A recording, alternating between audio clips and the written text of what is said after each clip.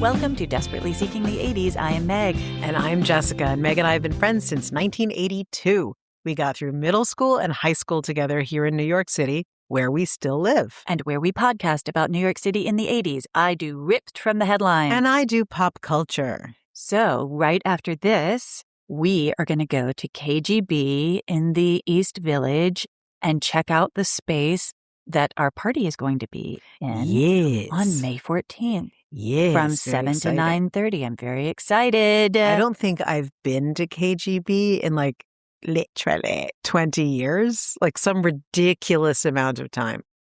I think you will find that it has not changed in a great way. Good. I love that. Woohoo. Yay.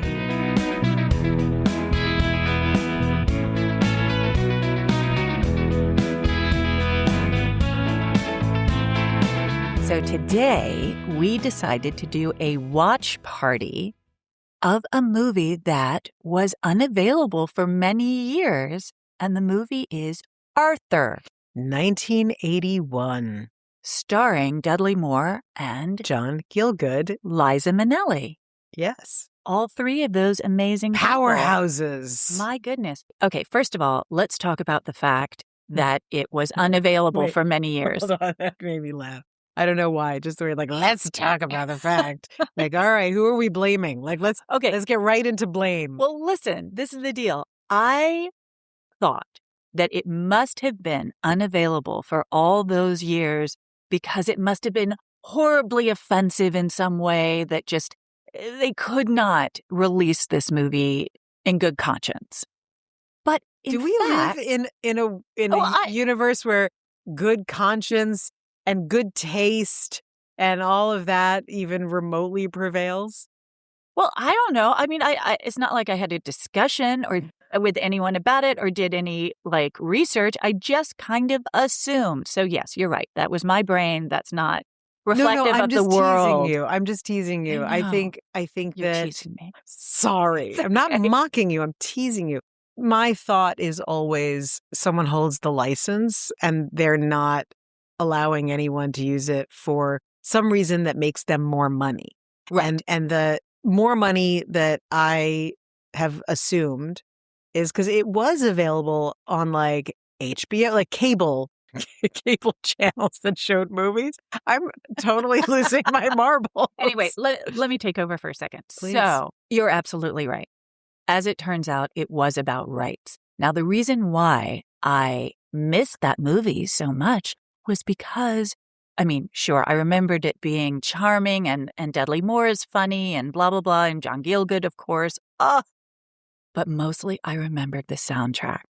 And I thought that music was so beautiful. And it was like a love letter to New York City. Am I right? I mean, it literally is. I don't think that I was able to go through Central Park without hearing Christopher Cross in my head for decades. Exactly. So I so wanted to see that movie again, and I couldn't find it. Well, now it is available, thank goodness, and we watched it for our discussion this week.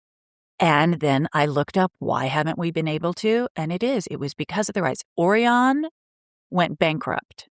And so then whoever bought them out in their bankruptcy was only going to release some of the films, and they put Arthur way down on the list, mostly because the soundtrack was so friggin' amazing and expensive. The irony that the reason I wanted to see it was the reason it was unavailable for so long. Unbelievable. But how funny, too. Here I am going like, oh my God, brace yourself, Meg. It's just going to be so offensive and so upsetting. And I mean, Dudley Moore, he's hysterical, but, I didn't know what was going to come out of his mouth next, right? It wasn't offensive at all. It is truly an incredibly amusing and charming movie. It is so well written. What did you think? I love this movie. I have always loved this movie. Dudley Moore was just the guy. Like, I know that he had a huge comedy career and was, in England was the shit. But the movies that he started making in the United States, I think from the mid 70s through the 80s, were so funny. And there was one movie that he did, and I Foul feel, Play? well, Foul Play, like best cameo ever. Like He got an truly award for some. He was nominated or got a for best supporting something. actor. Yeah. For Foul Beyond Play, hilarious. for basically like a 5-minute Yeah. cameo. Yeah. So good. Genius. He was also in a movie. Now, this might be offensive now. There's a whole slew of movies from the 70s that I want to see that are very hard to find because they're so not PC. Okay, then. And of course, as a child, I thought they were just a scream. So I'd love to see them now. But he did a movie that is called Holy Moses. The character's part of like a group tour of the Holy Land. And he's with Lorraine Newman. And they get thrown back in time so that they're part of Exodus, basically. It's so deranged. It's such a deranged movie that if you can see it, see it. But in this movie, the thing that always struck me about this movie after the 80s was like, alcoholism is a serious problem. That's the thing. Okay, so we should tell everybody. So Dudley Moore plays by the way, guess how old he was? 30-something. 46. Shut up. He was 46. Shut up. I won't shut up. I will not. I refuse. Oh, well, he was holding it together. Yeah. Okay. So he plays the son of oil baron, old money family. Like an Astor. You're right. Thank you. Like an Astor.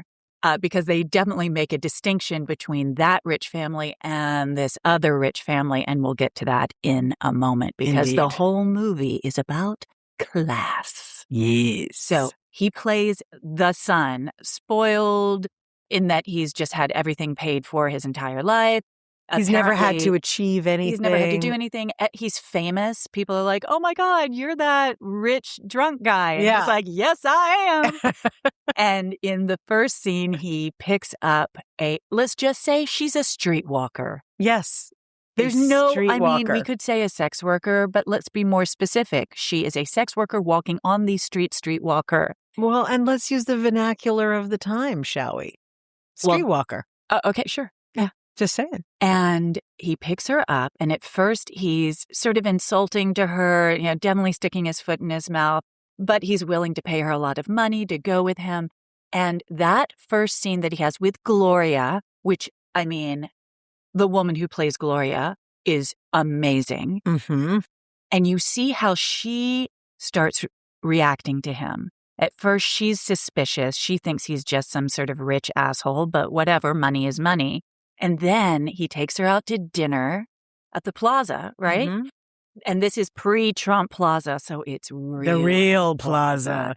The way that he treats her with respect is how the rest of the room ends up treating her with respect. Mm-hmm. And you see her actually kind of getting to like him because he's funny and fun to be around. And he's nice and he's not actually a dick and he doesn't look down on her. Correct. And what I also thought was very interesting about the scene is that because they chose for Gloria to be a lady of the night, the audience is not going to project themselves into her shoes or see things through her eyes. It's a very other kind of person. So you observe it without ever putting yourself into it. So everything that you described, it's easier to see. Like when, the interactions that he has with Liza Minnelli or the fiance, they're very charged. They're very loaded because you have this other person who you can identify with them. You understand what their biases are going to be, but they've created this very blank character in a way to set up the scene so perfectly. So, and then she does spend the night. He takes her back to his palatial apartment and she does spend the night and they wake up the next morning because his, what do you call it? It's model train. His model train that is huge and in his room along with other adolescent boy toys. Yeah, like a basketball and a picture of Charlie Chaplin, which I loved because Dudley Moore started reminding me of Charlie Chaplin. Just his physical comedy is so specific. So let's in assume that way. that he put that on set. I kind of think he may have. So they wake up because the model train is toot-tooting in the room, and she goes and he's still asleep and she hugs him. I'm like, oh, Gloria. And then Sir John friggin' Gielgud comes in, and he is Dudley Moore's butler. Mm-hmm. And he brings her a robe and tells her that breakfast is downstairs and that it is time for her to go. And she looks at him. And I wouldn't say that John Gielgud is particularly warm towards Gloria. We get the idea that he's been in this movie many times. There's a drill happens, but I wouldn't say he's looking down on her. I would just say that it's just like what he has to do every morning. Yeah, exactly. But if this is a movie about class, and what is Sir John Gielgud's class as a butler in this situation, I wouldn't say that the butler is being condescending towards Gloria, although he does have some funny lines. He's a little snarky. But throughout the entire thing, yes, and so well written. Just as a, it's not a spoiler, but what I love about the commentary on class, and you already started in on it with how at the plaza the way that he treats her is how everyone else winds up treating her. And his relationship with his butler is actually his father. Oh, absolutely. And so the notion, really, I felt like father the theme figure. of the movie, father figure. I felt like the theme of the film is really, what kind of person are you? Mm-hmm. And that there's all of this pressure to engage in class structure, and that it's really up to you. That's a personal choice that you can make.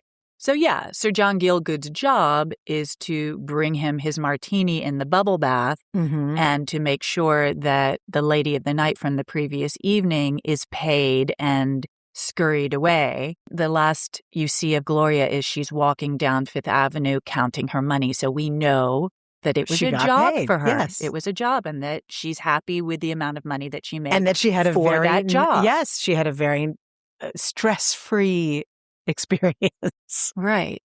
It was probably one of the more pleasant jobs she's had. You get that kind of idea, like when she hugs him in the morning. Indeed. Stuff.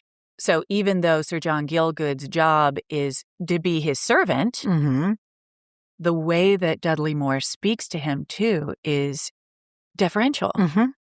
He's the adult in the room. Mm. And also, to your point about how he's used to this, when Liza Minnelli shows up looking the way that she does, it's entirely reasonable that he thinks she's a hooker. Oh, my God. Okay. Will you please talk about the first time we see Liza Minnelli, which is, I'm sorry, weird. They're in Bergdorf's. Shoplifting. She's shoplifting.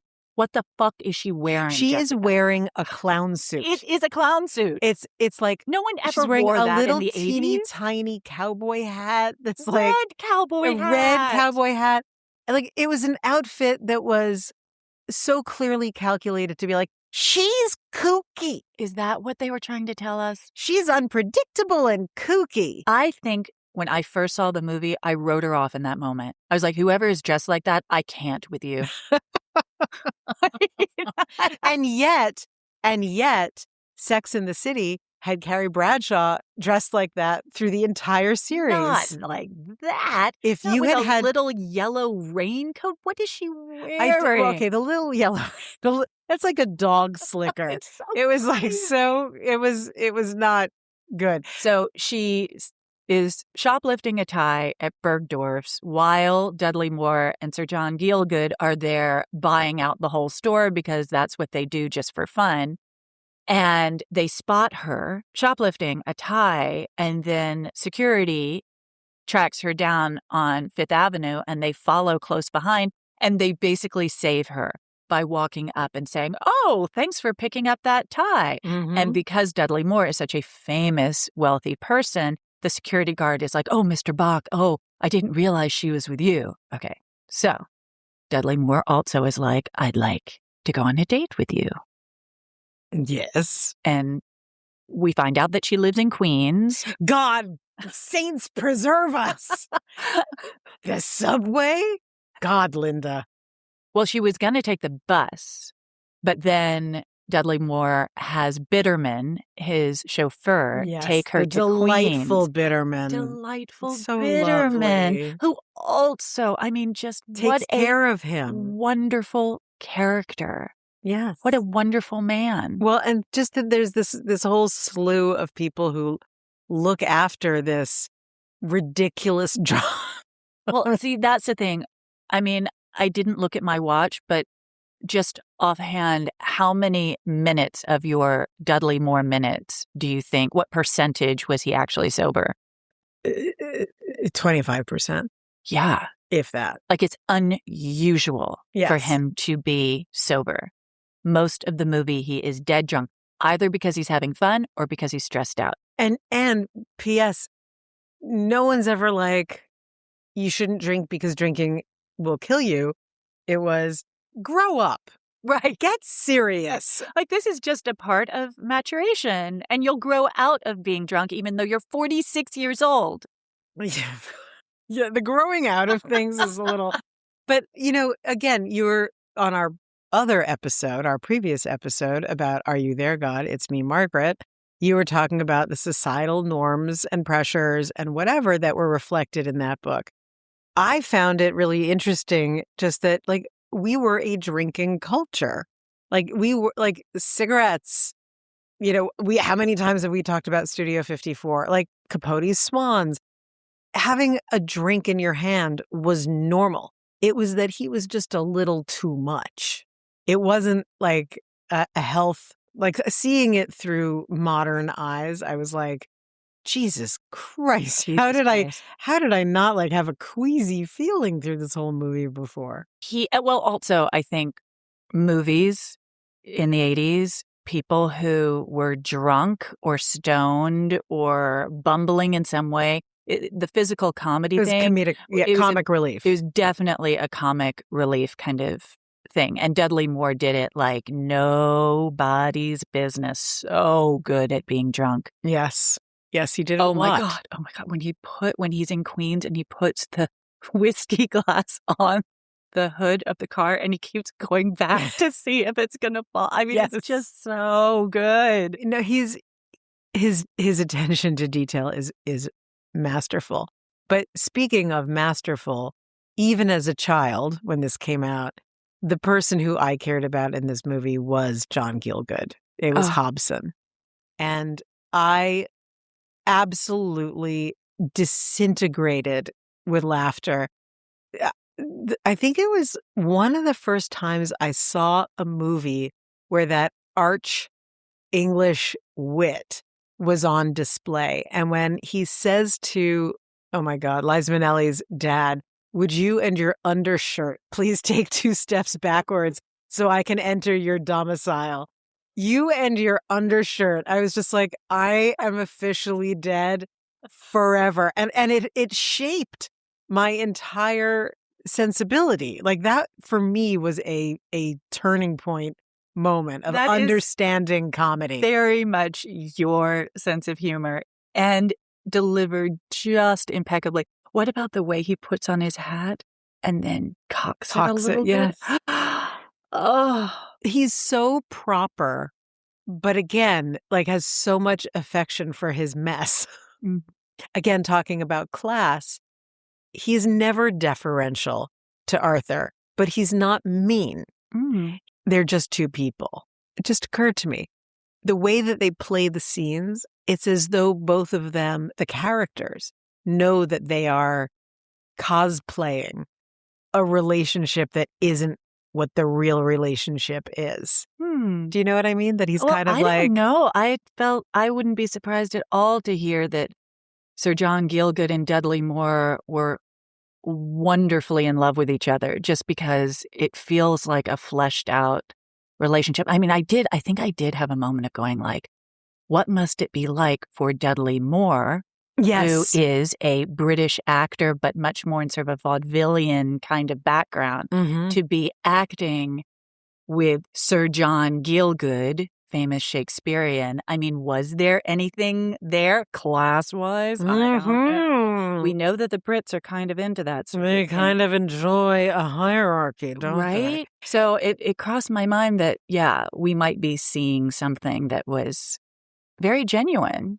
I thought it was charming. It's so genuine. You can't pull it apart. It's really beautiful. So at about this time, Dudley Moore has fallen for Liza Minnelli, who lives in Queens with her father. Her slobby dad. And who's also adorable, by the way. Like super cute. And she's got a lot of dignity. She's not just going to date some guy because he's really rich. But the father is like, no. He's having that silent freak out in the corner. He's like, it's Arthur Bach. Don't fuck it up. Don't fuck it up. Don't have any attitude. Like, please. Yeah, it's wonderful. Hilarious. But she can sort of, I mean, she definitely cares about him, but she's not going to get herself screwed over. Definitely not. But that's going fine. They're having a good time with each other. But around this time, Arthur's grandmother, imperious woman, who lives at the Cooper Hewitt Museum. Yes, exactly. Yes. Very specifically at the Cooper Hewitt. Yes. Calls him in, and she's also such a character. I mean, are movies written this well anymore? No. She calls him in and she says, sorry, I love you, but you have to grow up. Not you have to stop drinking, by the way, but you have to grow up, and your way of growing up is you are going to have to marry this woman we've picked out for you. She's very waspy, but the thing is, she's not very waspy. She's very She's new money. And that's why I was like, why did you dress Liza Minnelli like that? And then you're so specific about new money and old money as far as the design and the costuming. The rest of the movie is so spot on so that we know the fact that when he goes in to meet this new money woman's father, it's like guns and taxidermy. Yes. And he's just all about being super macho. And it is that 80s. The new rich people are coming to take over, and they don't have a lot of class. They're a little crass. They're not class, just crass. And it's so easy to hate her because she's not loud. She's not terrible. She didn't do anything wrong. She's just uptight. She's so, I guess uptight is the word. She's just so syrupy. And like Jill Eikenberry plays her character. Oh my God, that was Jill Eikenberry. Yeah. Oh my God. And you feel bad for her. And she's like, it's okay if you drink. It's fine. I mean, she's just a bad match for him. There's nothing wrong with her. She's just not for him. She's just someone you wouldn't want to hang out with. She's just boring and like. But yeah, the scene again, the writing is it's so sublime because even when the joke is terrible, it works, and it works because it's Dudley Moore. But when they're sitting at the dinner and she's like, take my hand. And he goes, but that would leave you with only one. I was like, oh God, I love these people. So basically happy. His extremely wealthy family says they're going to cut him off without a penny. Not a thin dime. And what does she say? Oh, Geraldine Fitzgerald plays the grandmother. Mm-hmm. And she says, you're too old to be poor. Is that what she says? Yes. I'm too old to be poor. Well, someone to come in and give me they that. actually name the number that he's going to inherit just because it's the 80s and show us the green. Cash. Yes. $740 million. In 1981 money. Right. So that's pretty cuckoo ka-choo-choo. And so he tries.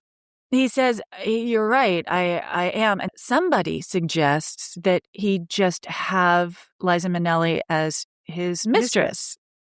She's not going to do that. Mm-mm. No friggin' way. Plus, there's another antagonist, the father of Jill Eikenberry, who's like, if she is not happy every day of her life, I'm going to stab you with a knife. I was just going to say, I'm going to put a hole in you. And again, such incredible writing to like just make the stakes that much more intense. So nobody can be like on a couch going like, I've got a solution for you. No, there's no solution. Like he is a totally trapped rat. And it makes Liza Minnelli's character, it's Linda. Yes. The way that the stakes have been raised. Again, maybe it's just Dudley Moore, the way he plays it. But you realize pretty quickly that he realizes she's his way out. Even without the money, that it's like the pressure, the life, right, the expectations, all of that, which are constructs. They're not real to him.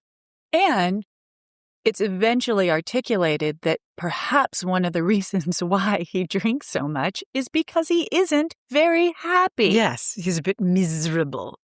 Yeah. So, and what's so funny to me is like, so I don't know how many minutes into this podcast we are, but we've barely talked about Liza Minnelli and her performance in this, which is so funny. It's time to talk about her. Can I tell you, when I first saw the movie, I didn't think she was a very good actor. And when I saw it this time, I was like, oh, well, her character, Linda, is in fact an actress. So I'm like, maybe she's playing a bad actress.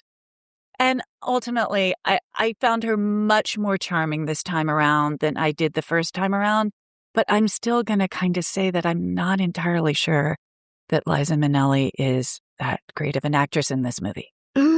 I said it. No, that's fine. Funny enough, I watched Cabaret for the first time in years, maybe not even a week ago. And so that was very fresh in my mind. Seeing her in this, it's kind of like all of the sparkle that she has naturally was not really put to great use in this. I felt like it's not that she's not important. She's a vehicle for his character to grow up. And the whole movie, you said it's a love letter to New York. I think it's a love letter between Hobson and Arthur. And so Linda is kind of the person where Hobson, who knows he's not going to be around much longer, recognizes that she is a solid person and going to take him away from what makes him into an irresponsible child, because that's what true love can do. And Hobson's just a big old softy. And so her character is kind of, in many ways, more symbolic than deep. And possibly, I mean, here, Liza Minnelli is such an incredible stage performer, and Cabaret is a technicolor kind of story and film. This, not so much. And perhaps if she had played a little bit more of the straight man, I mean, we don't need two kooks. And can I just have that on a t-shirt? We don't need two kooks. All right. You know what I mean, though? Yes. I think that might have worked a little bit more honestly in her favor. But there is one just beautiful comic moment that she has when they're in the church. I'm trying not to spoil everything, but when they're in the church and the father of Jill Eikenberry is freaking out, and Jill Eikenberry doesn't realize that Liza Minnelli is in fact her rival. And Liza Minnelli at one point just goes like, oh, you poor girl. I know. It's so the timing. The timing of that is so lovely. Yes. Oh, one more thing about class. The one fight, and if this really is a love story between Hobson and Dudley Moore, they have to have conflict. And the conflict is when Hobson says something snarky and classist about Linda. And Dudley Moore lets it rip and storms out of the room and comes back and says, I've never spoken to you that way in my entire life. And they make up. And it is beautiful. And Hobson, it was absolutely his fault. He just He was a dick. He was a dick. But it's also the moment where Hobson realizes that that Arthur is growing up because he cares about another person more than he cares about himself and is willing to stand up to his father figure and defend this other person no matter what. It's just so sweet. I'll watch it again. And I mean, again, to talk about the music, it's not just the Christopher Cross song, which it is possible that there are people listening to this podcast that do not know this song. I'm so happy that you will get to listen to it for the first time after this. But also, sorry, am I overstating it? No. I'm just delighted by the way you're describing it, and that Christopher Cross really was one of the main. Just if you're wondering, like, what did the 80s sound like? Like, that's Christopher Cross was specifically 81. No, but like one sound like. But the yacht rock sound from the late 70s, I would say until like 1984. Like that, there was no one more perfectly suited. Did he also do a song for Breaking Away? Oh, I'm not sure. Oh, we have to look that up. Of course, that's also an incredible soundtrack. But also, I think it was Ride Like the Wind. Like, was that? Oh, is that in Breaking Away? Is that for Breaking Away? I don't know if I'm having like a false memory, but it's in there somewhere. Well, not only do we have in Arthur the incredible Christopher Cross song, but also just the incidental music. The music when there's crisis happening. The music when they're looking for each other to be reunited. Everything. I mean, the soundtrack, the actual soundtrack is just, I wish it was the soundtrack of my life. Oh, Meg, that's so sweet. Well, if we take a cab tonight, I'll sing When You Get Stuck Between the Moon and New York City. The best that you can do. The best that you can do is fall in love.